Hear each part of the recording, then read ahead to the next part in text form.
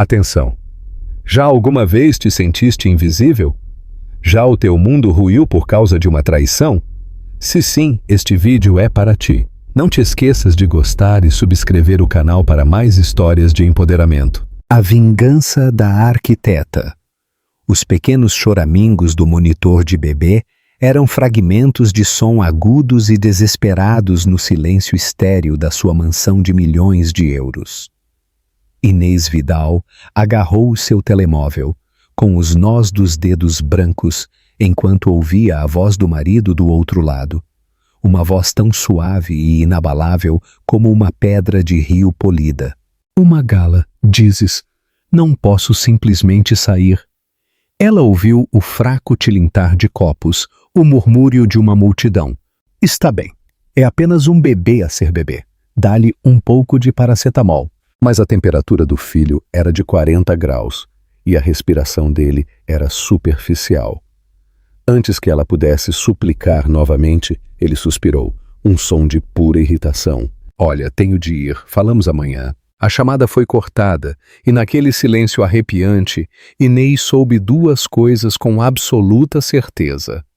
O seu filho estava verdadeiramente doente e o seu casamento tinha acabado. O que o seu marido, Rui Valente, não sabia era que o império que ele celebrava naquela noite teria uma nova rainha ao amanhecer. A residência dos Valente, nas Colinas de Belas, era um monumento ao sucesso moderno. Uma estrutura expansiva de vidro, aço e mármore italiano importado, era uma casa construída para ser admirada, não para ser vivida. Era fria, tal como o casamento que albergava. Naquela noite, o frio era profundo. Inês inclinou-se sobre o berço do filho de 10 meses, Manuel. Uma compressa úmida repousava na testa dele, fazendo pouco para combater o calor que irradiava do seu pequeno corpo. A sua pele estava manchada, os seus gemidos fracos e roucos. Cada instinto no seu corpo gritava que aquilo era mais do que uma constipação comum, mais do que os dentes a nascer. Era o tipo de doença que rouba o ar a uma mãe. Ela tinha ligado a Rui 3 vezes. Na primeira, ele atendeu com um sussurro irritado. Estou no meio de um discurso, Inês. Podes esperar? Não posso. A febre do Manuel está a 40 graus. Ele tem dificuldade em respirar, Rui. Tenho medo. Já ligaste ao Dr. Antunes? Perguntou ele num tom transacional, como se ela fosse uma empregada incompetente. O serviço dele disse para ir às urgências se a respiração dele ficar comprometida. Eu acho que está.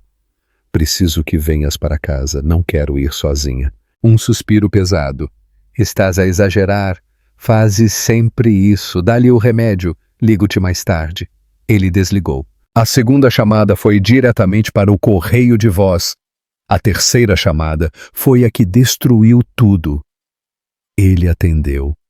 A voz escorregadia de champanhe e impaciência. Foi então que ele proferiu a frase que ecoaria na sua mente durante anos. É apenas um bebê a ser bebê. E depois ele foi-se embora, a escolher o brilho da gala anual de benfeitores da Valente Construções em vez do seu filho doente. Ela soube, com uma certeza que se instalou como gelo nas suas veias, que ele não estava sozinho numa gala.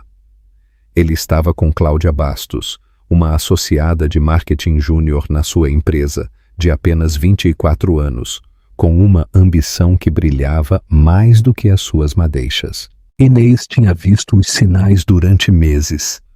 As reuniões tardias do conselho, o fraco perfume que não era o dela no fato dele, o segundo telemóvel que ele pensava que ela não conhecia.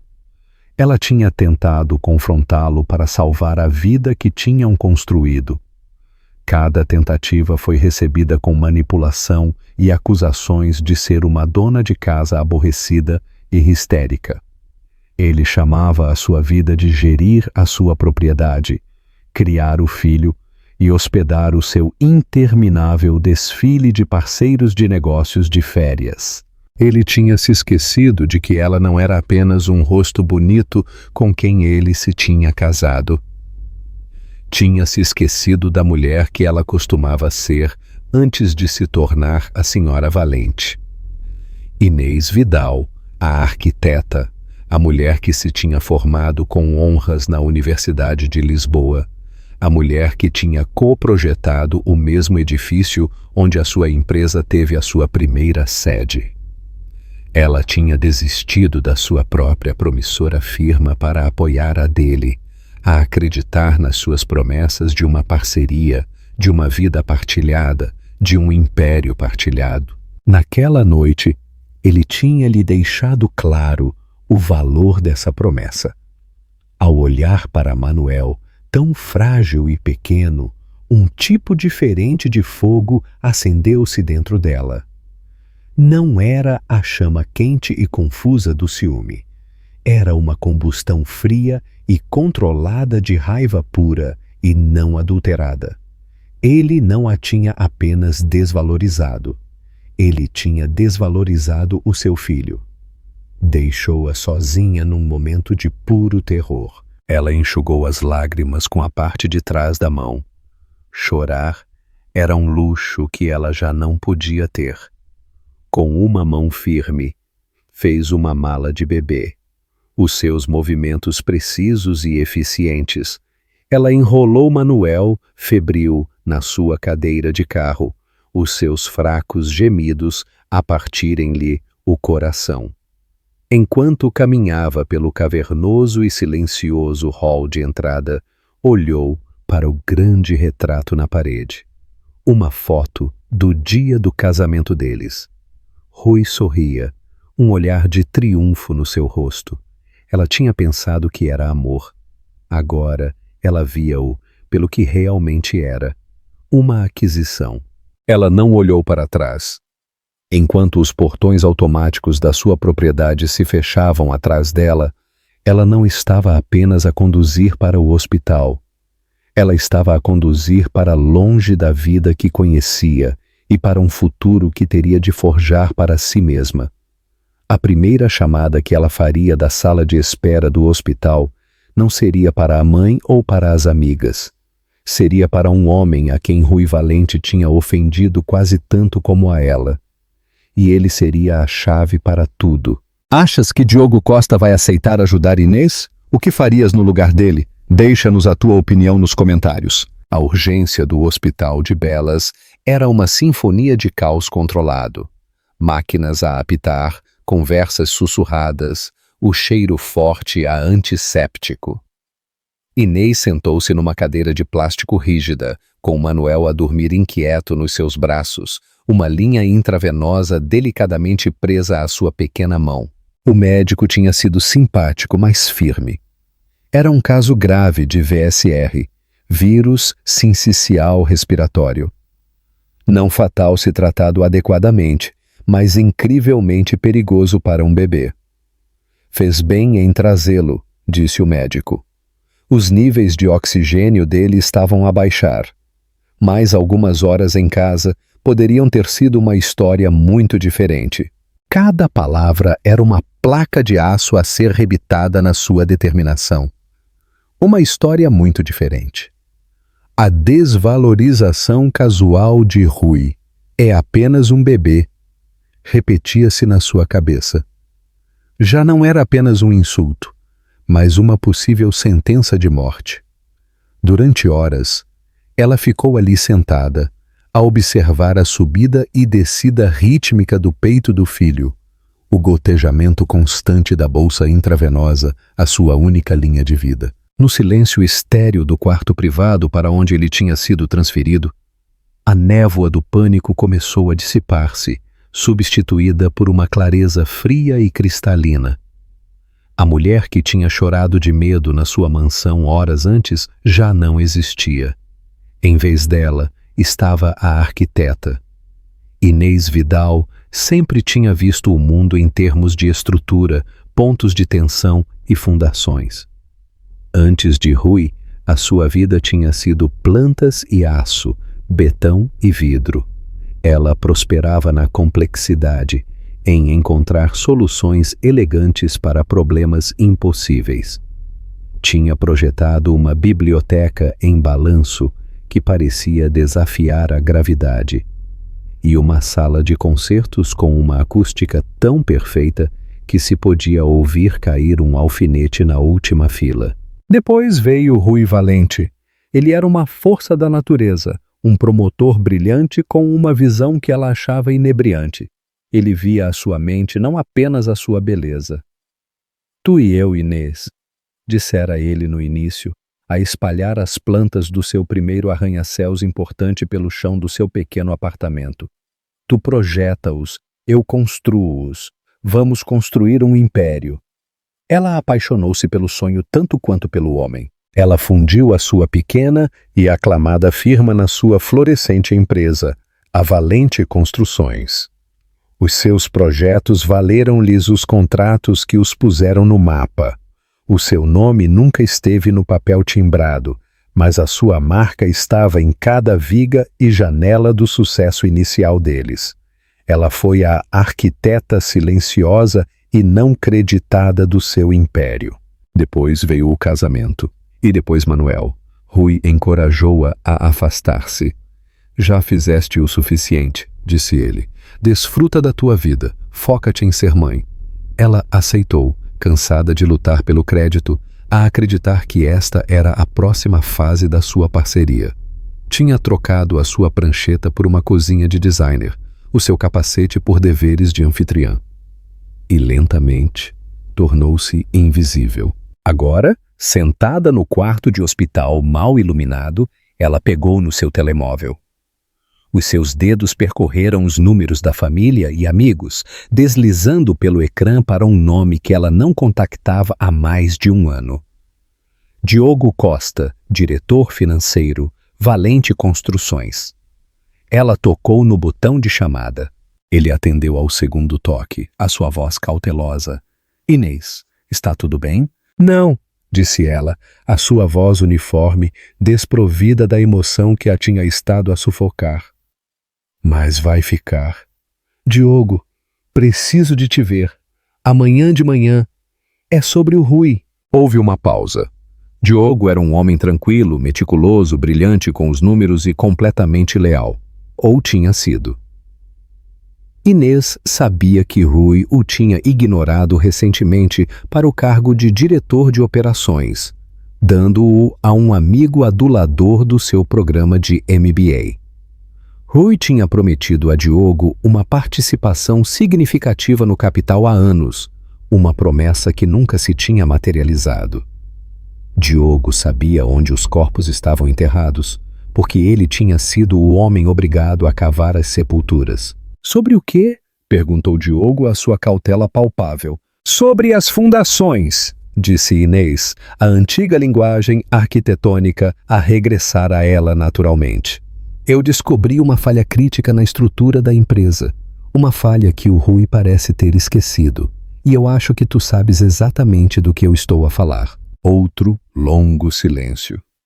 Ela quase conseguia ouvir as engrenagens a rodar na cabeça dele.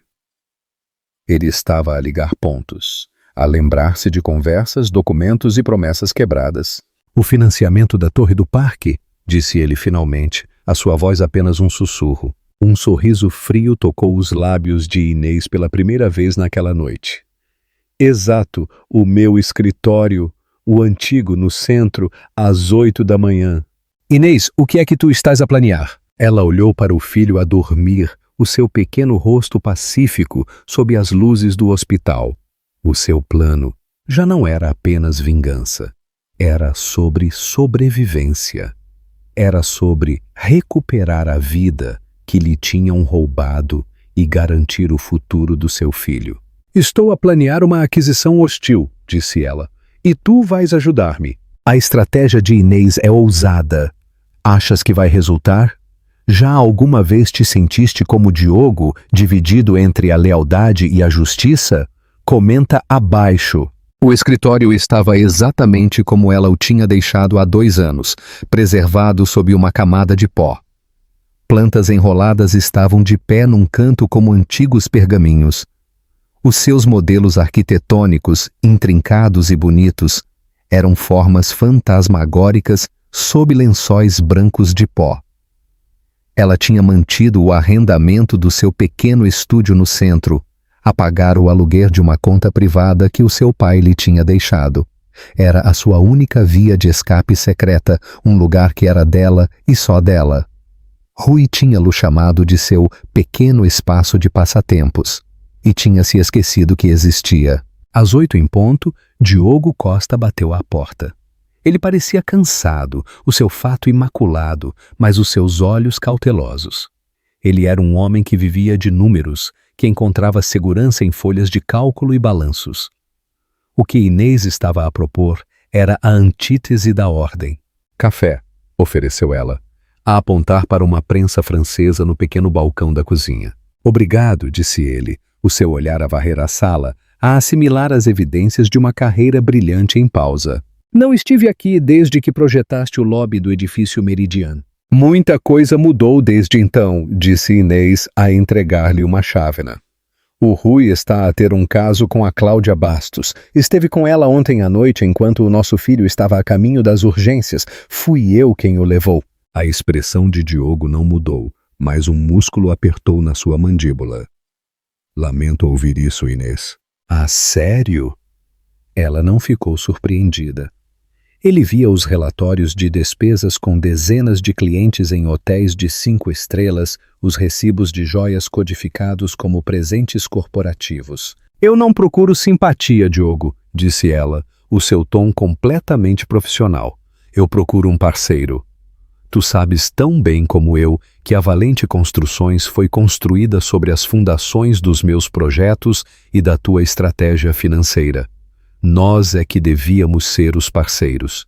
Em vez disso, somos a ajuda. Ela deixou isso pairar no ar. Diogo olhou para o seu café. Ela conhecia a história dele. Ele tinha estado com Rui desde o início a transformar um orçamento apertado numa linha de crédito de 1.000 milhões de euros. Rui tinha prometido uma parceria durante uma década. A promoção a diretor de operações que foi para outra pessoa foi o insulto final e doloroso. O que é que queres dizer com uma falha na estrutura? Perguntou ele a ir direto ao assunto. Inês foi até um armário de arquivos plano e trancado. Ela girou a combinação, abriu uma gaveta e tirou uma pasta grossa encadernada em pele. Colocou-a na sua prancheta. A Torre do Parque, disse ela. O projeto que tornou a empresa o que ela é hoje. Lembre-te do financiamento, a lacuna final de 30 milhões de euros que nenhum banco queria tocar? Claro, disse Diogo. O Rui garantiu-o com um credor privado no último minuto. Nunca revelou a fonte. Sempre foi uma caixa negra nas finanças. Não foi um credor privado, disse Inês, a abrir a pasta. Fui eu. Ela deslizou um documento pela mesa. Era um acordo de empréstimo privado. O credor era um fundo fiduciário criado pelo seu avô, e ela era a única administradora. A garantia do empréstimo não eram apenas ações da empresa. Era uma série complexa de cláusulas que ela tinha insistido na altura, redigidas pelo advogado imobiliário notoriamente astuto do seu próprio pai. Eu pus a minha herança em risco para salvar o sonho dele, explicou ela. O Rui estava desesperado. Ele teria assinado qualquer coisa. Os olhos de Diogo arregalaram-se enquanto ele lia. As cláusulas eram férreas.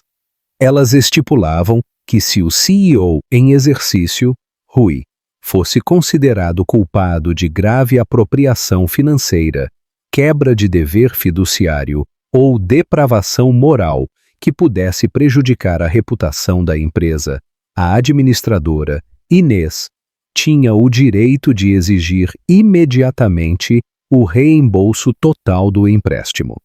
Se o empréstimo não pudesse ser pago em 24 horas, o que ele não podia, o controle da maioria das ações da empresa que estavam prometidas como garantia seria transferido diretamente para ela.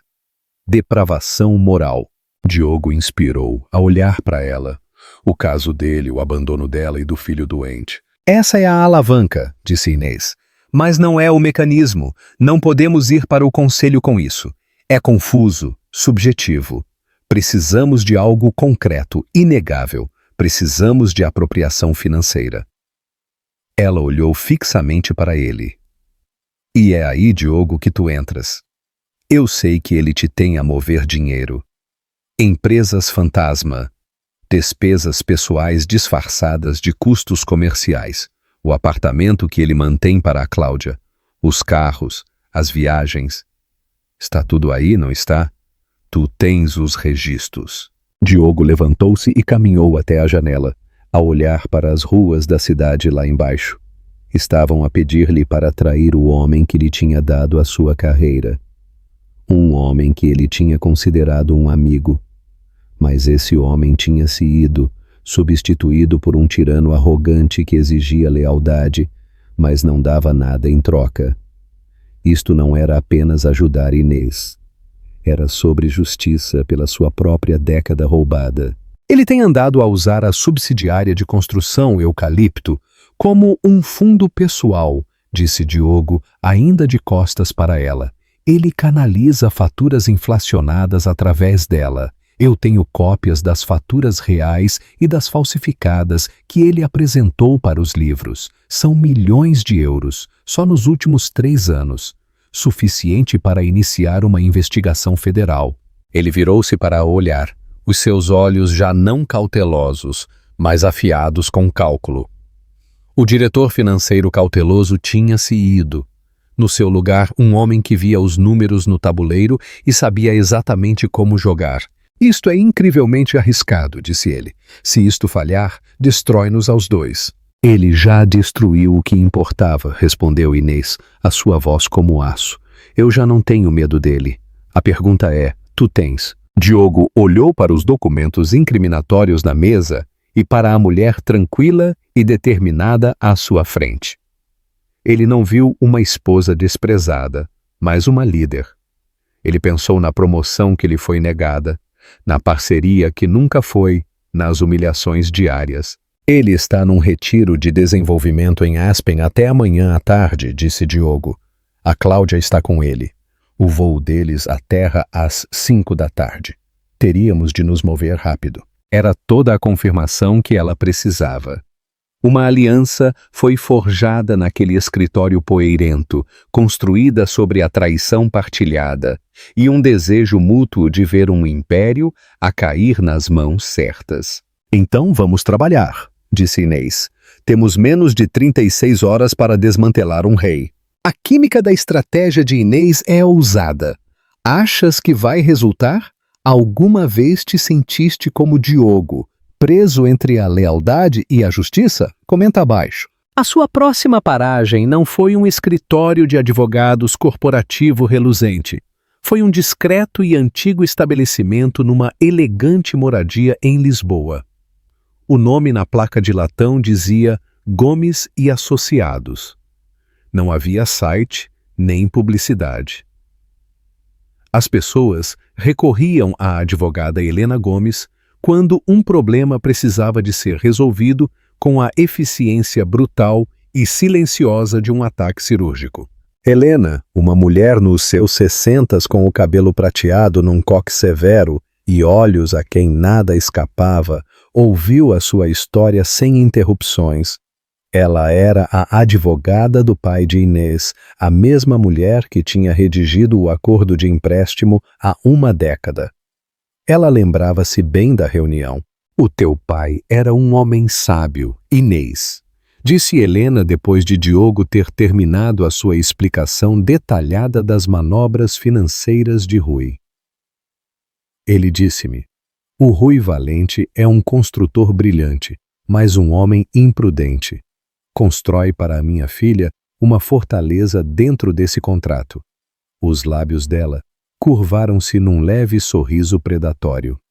E foi o que eu fiz. Ela estendeu o contrato original sobre a sua vasta mesa de mogno. Este documento é uma obra de arte, afirmou, os seus longos dedos a traçarem as cláusulas. A cláusula de depravação moral é a nossa vantagem moral, mas o Diogo tem razão. É uma luta subjetiva para uma sala de reuniões. A cláusula de apropriação financeira, no entanto, é um canhão. Ela olhou para Diogo. Senhor Costa, a evidência que tem, As faturas duais, o fundo de subornos, é irrefutável. É a prova de bala, confirmou Diogo. Eu tenho os registros do servidor que mostram os ficheiros originais e as versões modificadas com carimbo de hora. Eu tenho as transferências bancárias para a conta da empresa fantasma, que eu posso provar que o Rui controla pessoalmente. Helena Gomes recostou-se juntando as pontas dos dedos. Excelente, então é assim que vamos proceder. Isto não é uma negociação, é uma execução. Ativaremos as cláusulas em simultâneo. Será uma guerra relâmpago. O plano que ela expôs era audacioso. O primeiro passo era o Diogo. Ele compilaria toda a evidência financeira num portfólio digital, seguro e encriptado. Isto seria a bala de canhão. O segundo passo era a Helena. Ela redigiria 2 conjuntos de documentos.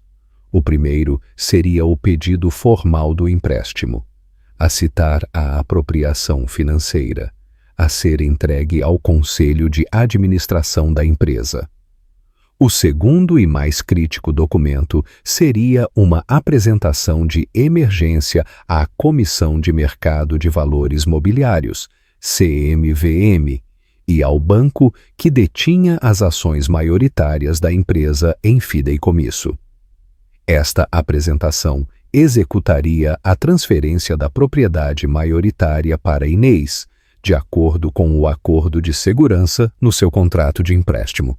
A peça-chave, explicou Helena, com os seus olhos a brilhar, é o artigo 11, secção B dos próprios estatutos da empresa, os mesmos estatutos que o Rui redigiu. Permite uma transferência de emergência do Poder Executivo sem uma votação do Conselho em caso de responsabilidade legal ou financeira catastrófica que ameace a solvência imediata da corporação. A sua evidência, Sr. Costa, prova que o Rui é a responsabilidade catastrófica. Nós não estamos a tomar a empresa, estamos a salvá-la do seu CEO desonesto. Ela estava a usar as próprias ferramentas de Rui contra ele. Era brilhante.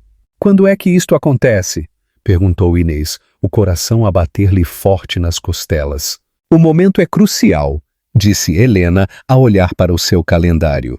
O Rui aterra amanhã às 17h. Ele irá diretamente do aeroporto para o apartamento da amante.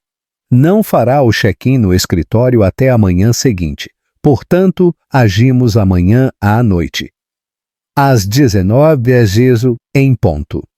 Senhor Costa, irá transmitir eletronicamente o portfólio de evidências para mim e para um endereço de e-mail seguro que eu fornecerei a cada membro do Conselho.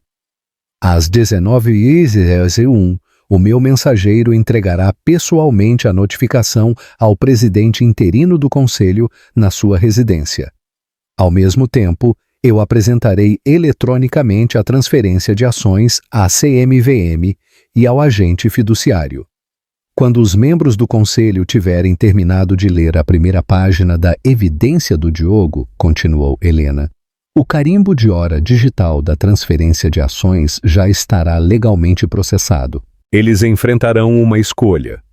Ficar do lado de um CEO que acaba de ser exposto como um burlão e que já perdeu o controle da empresa, ou ratificar o novo acionista maioritário, será a decisão mais fácil que alguma vez tomarão. Havia uma perfeição arrepiante nisso. Nenhuma margem para erro, nenhum tempo para Rui contra-atacar. Quando ele acordasse na manhã de quarta-feira, a guerra já teria terminado. Ao saírem do escritório de Helena para o ar fresco da cidade, Inês sentiu uma sensação de vertigem. Isto era real, isto estava a acontecer. Estás pronta para isto? Perguntou Diogo, a sua voz baixa. Assim que carregarmos neste botão, não haverá volta a dar. Estarás encarregue de uma empresa de 1.000 milhões de euros. Serás a chefe. Inês pensou em Manuel na sua cama de hospital. Pensou na voz de Rui ao telefone, a pingar desdém. É apenas um bebê. Ela olhou para Diogo. a sua expressão endurecida numa máscara de pura determinação. Ele construiu o império dele à minha sombra, disse ela. É hora de eu sair para o sol, e vamos queimá-lo. Inês e Diogo estão prestes a executar o seu plano. Achas que a sua estratégia de guerra relâmpago vai funcionar? Deixa a tua opinião nos comentários. A terça-feira foi um dia de calma surrealista antes da tempestade. Inês passou o dia no hospital, o seu mundo reduzido ao tamanho do quarto privado de Manuel. Ele estava a responder bem ao tratamento. A febre tinha baixado e a rouquidão na sua respiração estava a diminuir. Ao segurar o seu pequeno e quente corpo contra o seu, ela sentiu um profundo sentido de propósito. Isto era por ele. Cada passo arriscado e assustador que ela estava a dar era para construir um mundo seguro para este menino. Um mundo livre dos caprichos de um homem como Rui. Ela coordenou com Diogo e Helena, através de mensagens de texto encriptadas, o seu polegar a digitar comandos e confirmações no ecrã do telemóvel. Arquiteta, mãe e agora general. Entretanto, a 2.900 quilômetros de distância, em Aspen, Rui Valente vivia numa realidade diferente. Ele estava nas pistas com Cláudia, o ar fresco da montanha como um tônico para o seu ego. Tinha acabado de fechar um acordo preliminar para um novo resort de luxo, a celebrar com garrafas de vinho de 1.000 euros e o elogio bajulador da sua nova amante. Tu és um rei, Rui, dissera Cláudia, aninhada ao lado dele em frente a uma lareira crepitante no seu chalé. Eu construo o mundo, ele respondeu, a sentir-se invencível. Ele tinha pensado brevemente na chamada frenética de Inês, histérica. Pensou com uma careta desdenhosa.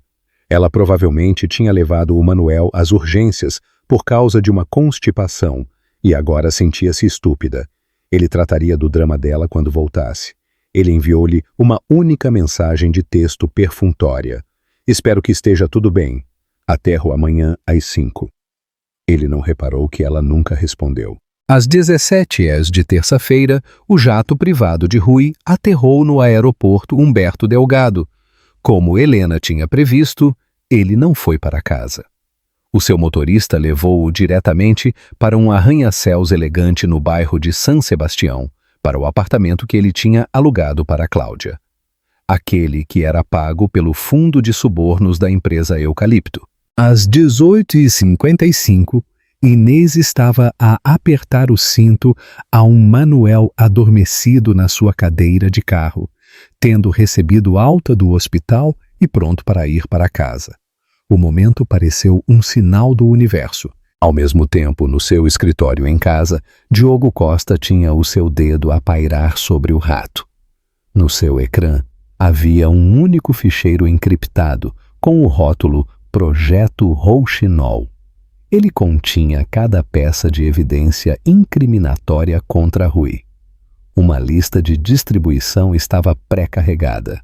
Helena Gomes e os endereços de e-mail pessoais dos 7 membros do Conselho de Administração da Valente Construções. No seu escritório, Helena Gomes tinha 2 documentos abertos no seu ecrã.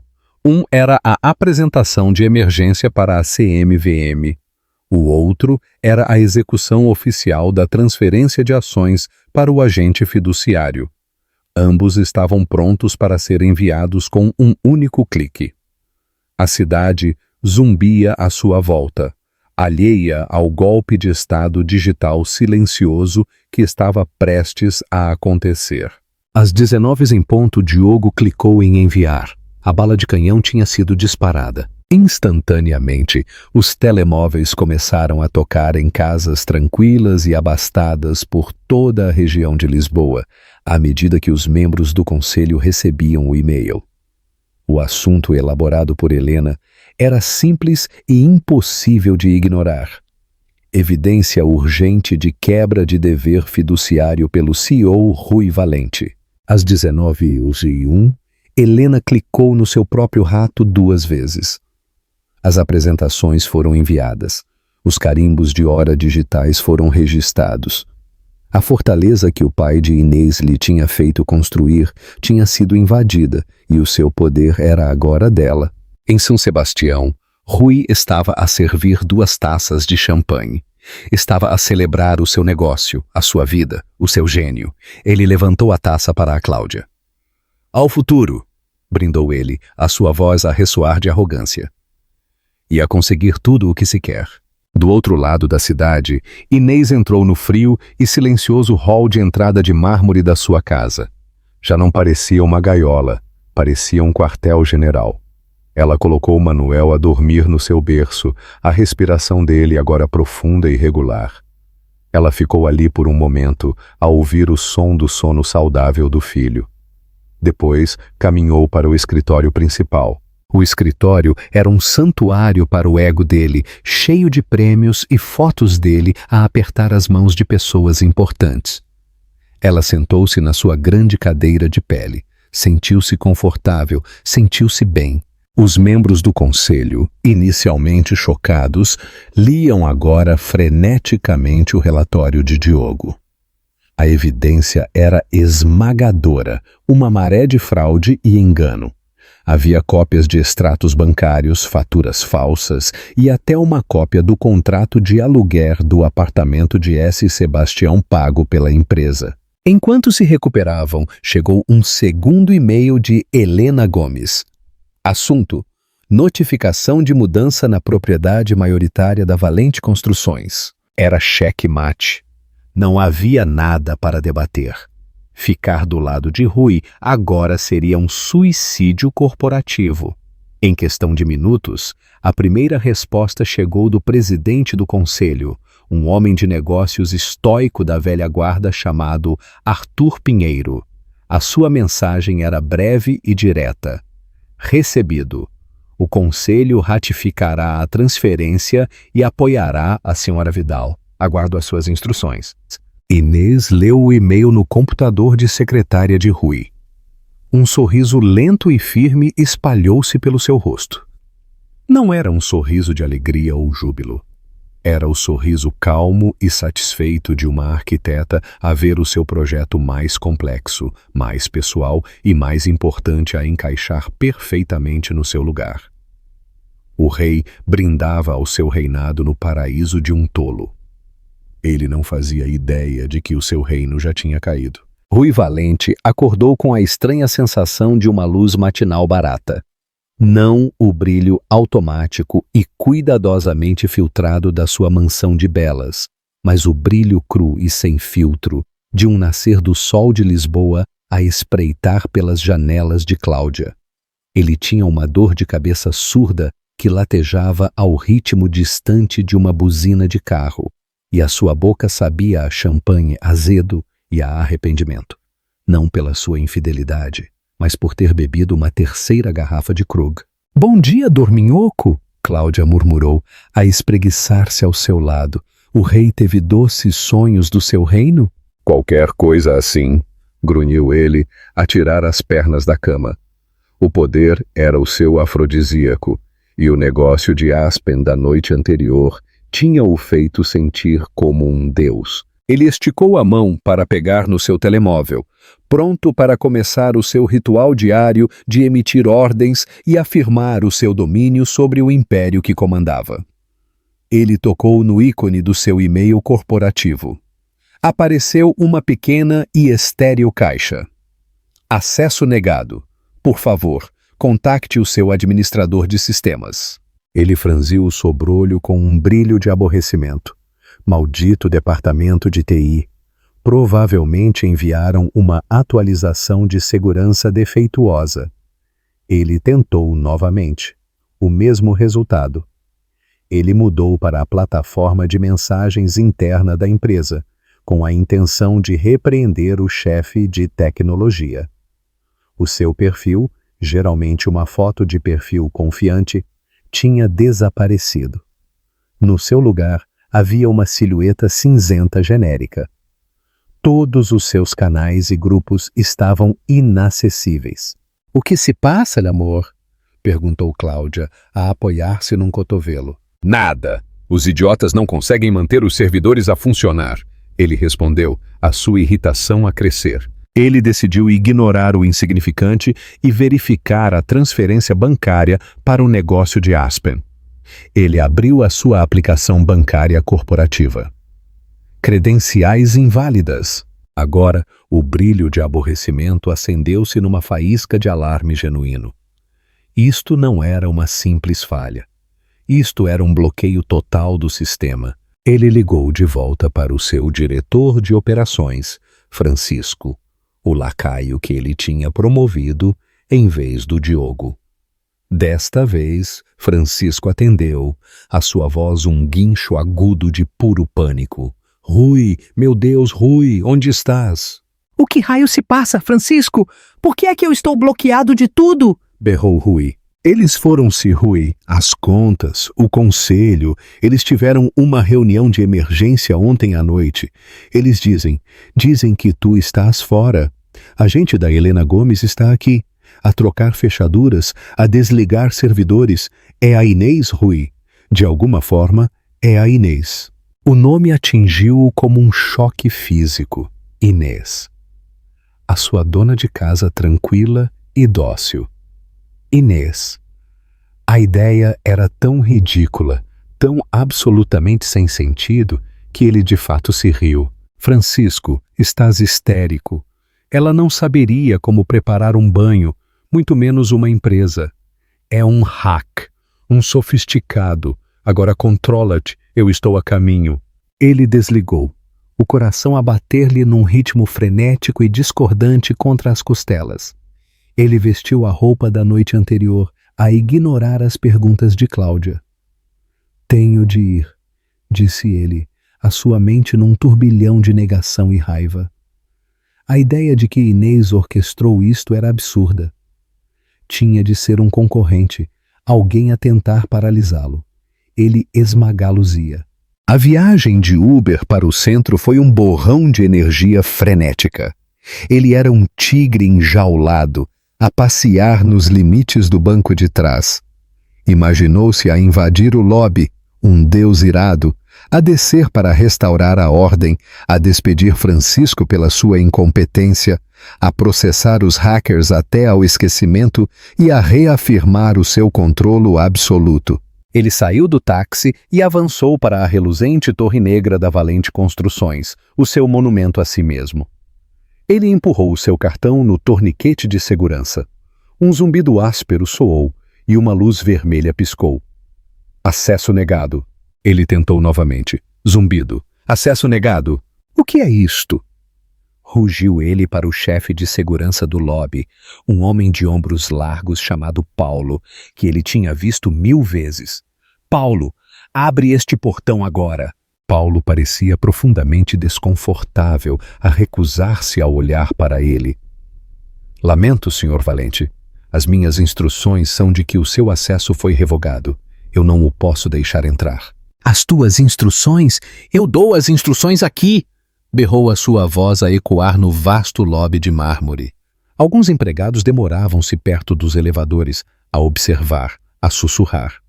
A humilhação pública foi um jato de água fria, mas apenas alimentou a sua raiva. Estás despedido, Paulo. Estás a ouvir? Eu vou tirar-te o trabalho. Rui!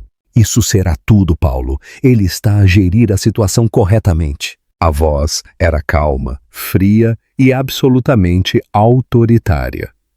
Rui virou-se. Ali estava a Helena Gomes, ladeada por 2 impenetráveis consultores de segurança em fatos escuros. Ela segurava uma pasta grossa azul marinho. Senhora Gomes, ele respondeu, a tentar recuperar alguma aparência de controlo. A que devo o prazer? A minha esposa histérica contratou-a para me entregar os papéis do divórcio? Também, disse Helena, sem um pingo de emoção. Mas isso é o de menos. Ela estendeu a pasta para ele. Isto é para si. Eu sugiro que o leia antes de se envergonhar mais. Ele tirou-a da mão dela e recuou para um banco de pele no lobby, os olhares curiosos dos seus antigos empregados a queimarem-lhe as costas. Ele abriu-a. A primeira página era um aviso formal do Conselho de Administração. Com efeito imediato, Rui Valente foi removido do cargo de CEO e presidente, como resultado da execução de cláusulas relativas à apropriação financeira e quebra de dever fiduciário, conforme estipulado no acordo de financiamento da Torre do Parque. A propriedade maioritária e toda a autoridade executiva foram legalmente transferidas para Inês Vidal. Ele leu o nome dela 3 vezes, mas o seu cérebro recusava-se a processá-lo. Ele virou as páginas freneticamente, o seu mundo a reduzir-se às palavras no papel. Havia uma cópia do acordo de empréstimo que ele tinha assinado há uma década, uma vaga e esquecida memória de um tempo de desespero. Ele viu a sua própria assinatura arrogante no fundo. Viu o apêndice, um resumo detalhado e incriminatório do relatório financeiro de Diogo Costa. Diogo, o analista de números tranquilo e leal. A traição era tão profunda que lhe tirou o fôlego. Finalmente, ele viu as atas da reunião do conselho com a assinatura de cada um dos membros, homens que ele tinha considerado seus aliados, os seus peões, a ratificar formalmente a tomada de posse de Inês. Ele estava a afogar-se. Ele procurou o seu telemóvel, a ligar para o presidente do conselho, Arthur Pinheiro. Correio de voz. Ele tentou outro membro, correio de voz. Um por um, ele tentou todos eles. Cada chamada não atendida era outra porta a bater. Outro prego no seu caixão. Ele era um exilado, um pária. A energia frenética esvaziou-se dele, substituída por um frio vazio e aterrorizante. Ele pediu outro táxi, a sua voz um sussurro rouco. Belas. A viagem para casa foi uma descida a um inferno pessoal. A cidade que ele tinha visto como o seu parque de diversões pessoal sentia-se agora estranha e a gozar com ele. Ele viu flashes do rosto de Inês ao longo dos anos. As suas perguntas astutas sobre contratos com os quais ele lhe tinha dito para não se preocupar. A inteligência afiada nos olhos dela que ele tinha escolhido ignorar.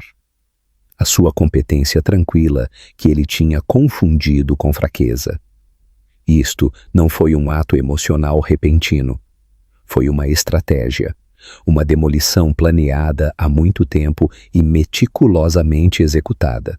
Quando ele finalmente arrombou a porta da frente da sua casa, encontrou-a em silêncio. Ele correu pelos corredores de mármore a gritar o nome dela. Inês! Inês! Ele encontrou-a no escritório dele.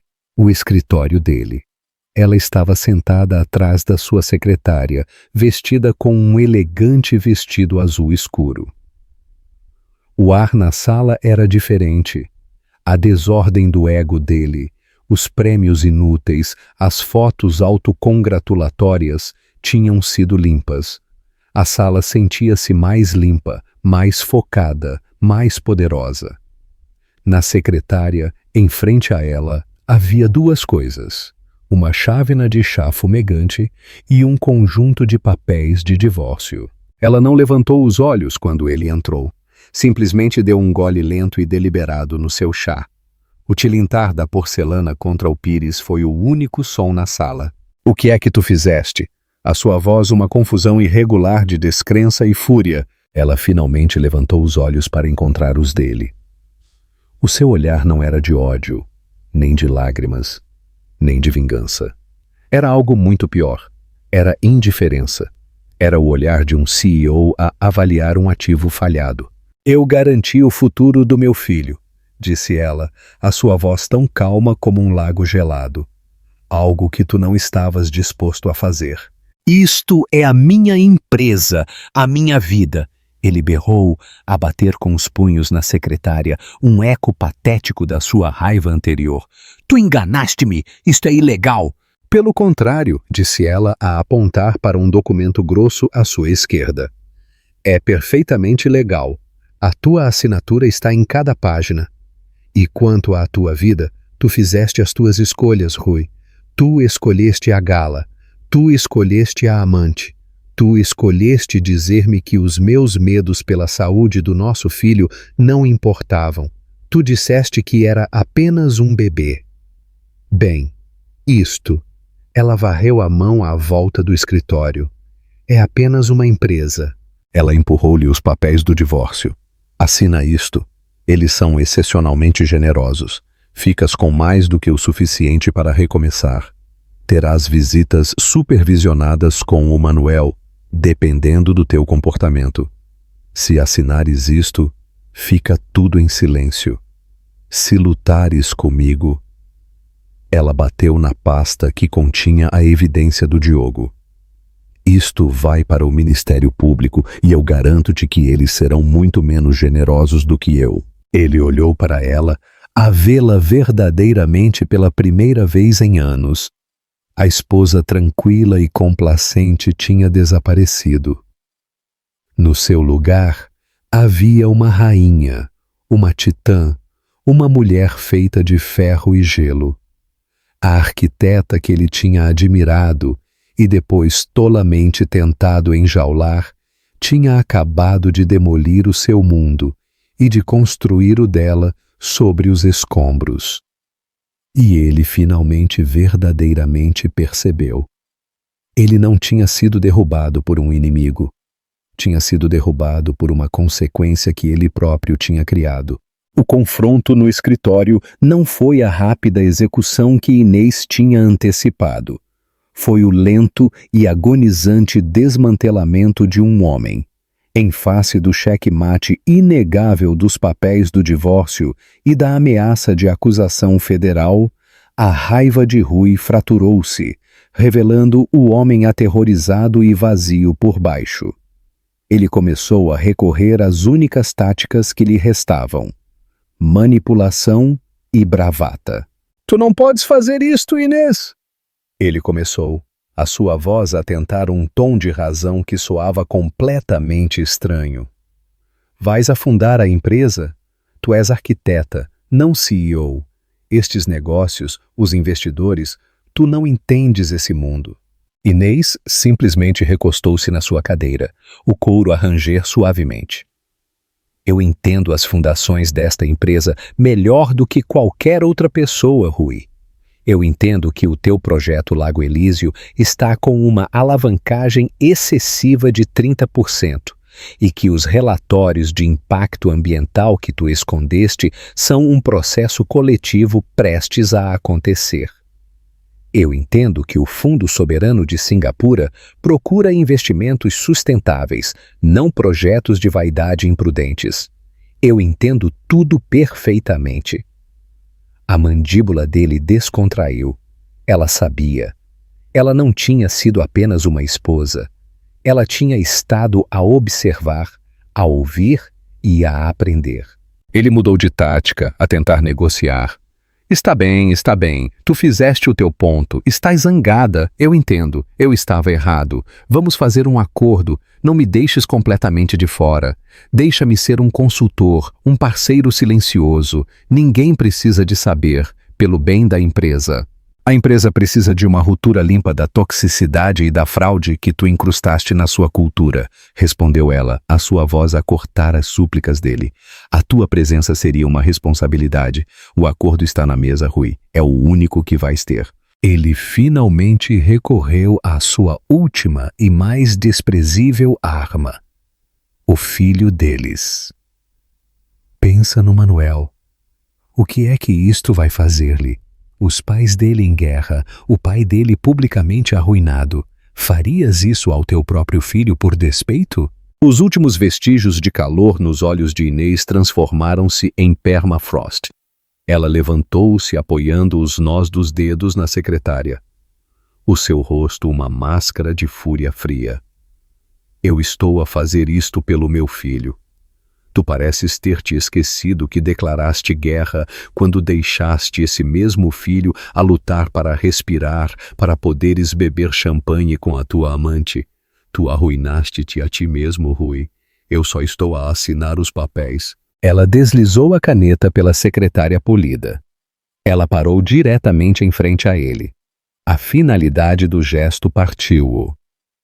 Ele olhou para a caneta, um simples instrumento que agora continha o peso de todo o seu mundo. Com uma mão trêmula, ele pegou nela.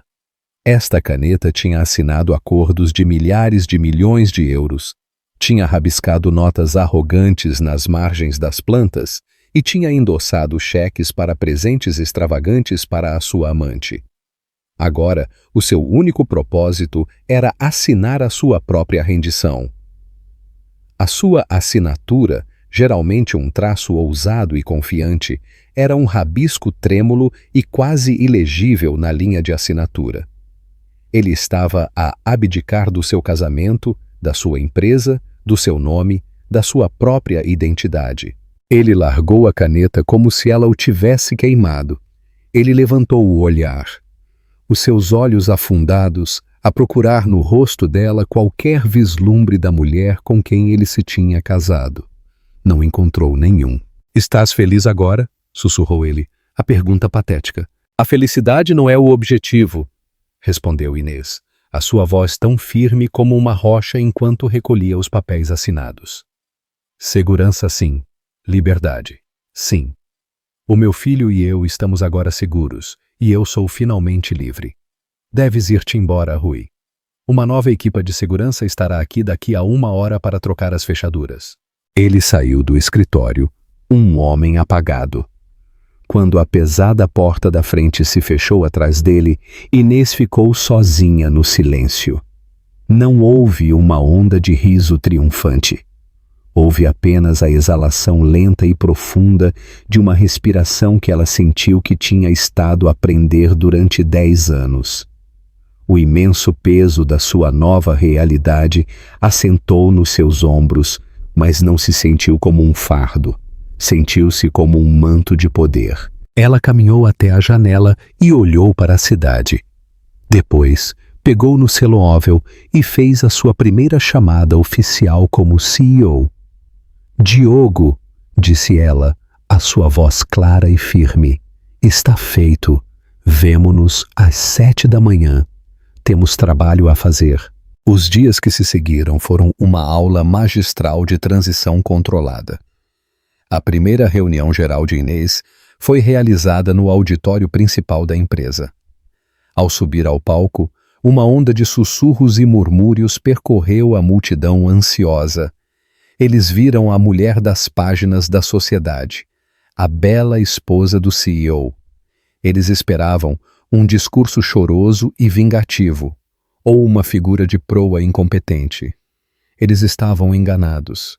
Vestida com um simples, mas impecavelmente ajustado vestido cinzento carvão, ela irradiava uma aura de autoridade calma e inabalável. "Bom dia", começou ela. "O meu nome é Inês Vidal. Antes de ser esposa ou mãe, eu era arquiteta. Os meus projetos para a Torre do Parque e o Edifício Meridian são os pilares do sucesso inicial desta empresa. Eu não estou aqui para substituir Rui Valente. Eu estou aqui para recuperar a visão original desta empresa, a de inovação, qualidade e integridade." Ela foi direta e decisiva. Anunciou que o projeto Lago Elísio, com alavancagem excessiva, seria suspenso por tempo indeterminado e que os recursos seriam redirecionados para uma iniciativa de construção verde, da qual Rui se tinha rido na sala de reuniões 1 ano antes. Anunciou a promoção de Diogo Costa a diretor de operações, com uma salva de palmas genuína daqueles que conheciam o seu valor. Ela respondeu a perguntas da plateia com uma profundidade de conhecimento que surpreendeu os céticos. Ela não era apenas uma nova chefe. Ela era uma líder.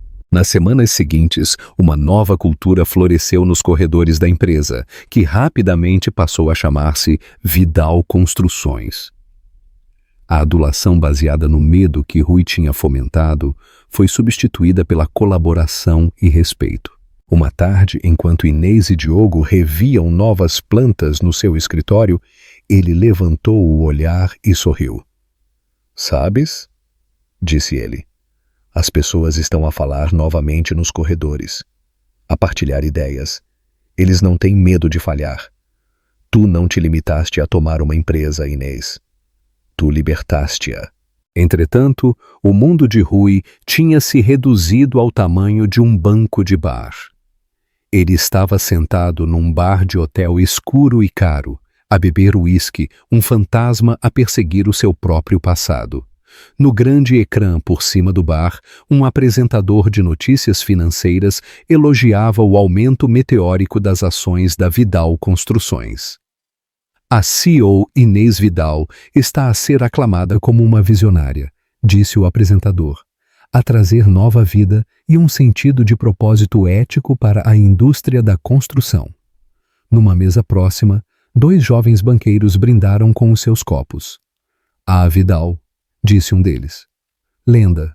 Rui terminou a sua bebida, o som da sua própria irrelevância, uma pílula amarga. 6 meses após a aquisição, o escritório de Inês não se parecia em nada com o que Rui tinha ocupado. O mobiliário pesado e escuro tinha desaparecido, substituído por madeira clara, vidro e aço. Modelos arquitetônicos do seu novo e ousado projeto cobriam as paredes, e no chão, Manuel brincava alegremente com um conjunto de blocos de construção de tamanho grande. Ela pegou nele, o seu riso saudável a encher a sala. Ele já andava, uma criança robusta e segura. Ele era a encarnação viva da sua vitória. Ela levou-o até a vasta janela, com vista para o horizonte da cidade, uma tapeçaria brilhante de realizações humanas. O sol poente apanhou as extremidades do vidro e do aço, a fazer tudo parecer brilhar por dentro. Ela abraçou o seu filho, a deixá-lo encostar a cabeça no seu ombro. Ele estava seguro, ele estava protegido, e o futuro dele era tão brilhante e ilimitado como a vista à frente deles.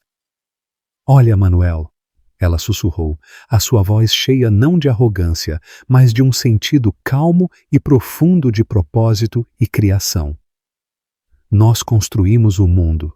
E assim, uma frase desdenhosa, é apenas um bebê, tornou-se o catalisador que derrubou um império e construiu um novo. O que terias feito na posição dela? Achas que a Inês foi longe demais? Ou foi a resposta perfeita a anos de desvalorização e uma traição final imperdoável? Todos nós temos um ponto de ruptura e, às vezes, atingi-lo é a única forma de encontrarmos a nossa verdadeira força. Se esta história de justiça e empoderamento ressoou contigo, por favor, clica no botão Gosto, partilha-a com alguém que precise de ouvi-la e subscreve o canal para mais dramas da vida real, onde os subestimados se levantam e reivindicam o seu trono. Deixa os teus pensamentos nos comentários abaixo.